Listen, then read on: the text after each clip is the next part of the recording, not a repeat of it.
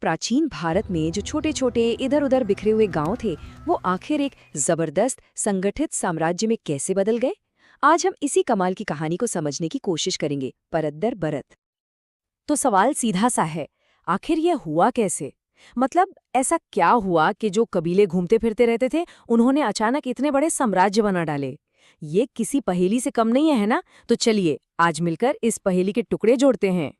हर बड़ी कहानी की एक शुरुआत होती है, और हमारी कहानी की शुरुआत होती है समाज के बिल्कुल शुरुआती रूप से। साम्राज्य बनने से बहुत पहले जिंदगी का अंदाज ही कुछ और था। ये समझना जरूरी है कि शुरुआत कहाँ से हुई, तभी तो हम समझ पाएंगे कि सफर कहाँ तक पहुंचा। तो सबसे पहले थे जन। सोचकर देखिए, एक ऐसी दुनिया जहां पहचान जमीन से नहीं बल्कि कबीले से होती थी।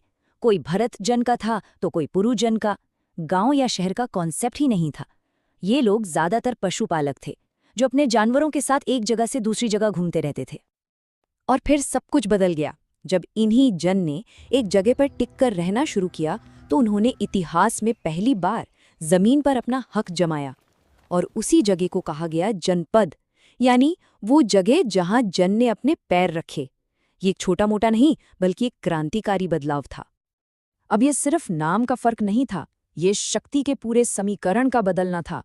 राजा अब गोपति यानी गायों का मालिक नहीं रहा, वो बन गया भूपति यानी भूमि का स्वामी।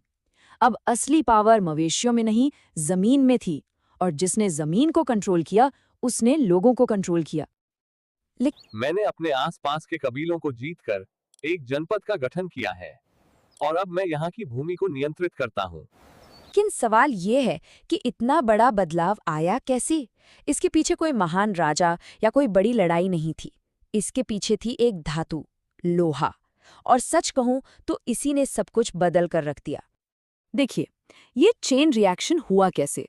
लोहे की कुल्हाड़ियों से जंगल साफ हुए, मतलब खेती के लिए ज्यादा जमीन पर लोहे के हल चले, मतलब फसल और भी बेहतर हुई। पर असली गेम चेंजर वो थी धान की रुपाई की नई तकनीक, और नतीजा बूम। अचानक इतिहास में पहली बार ऐसा हुआ कि लोगों के पास जरूरत से कई ज्यादा खाना था। ये एक असली क्रांति थी, जमीन से निकली हुई। इसको ऐसे समझिए, जब पेट भरने की चिंता खत्म हो जाती है, तभी दिमाग नई चीजें सोचने के लिए आजाद होता है। लोग नई कला सीखते हैं, व्यापार के नए रास्ते खोजते हैं और सरकारें बनाने के बारे में सोचते हैं। ये जो अधिशेष यानी सरप्लस था ना, इसने सभ्यता के लिए नए दरवाजे खोल दिए। तो इस सारे फालतू अनाज का आखिर हुआ क्या?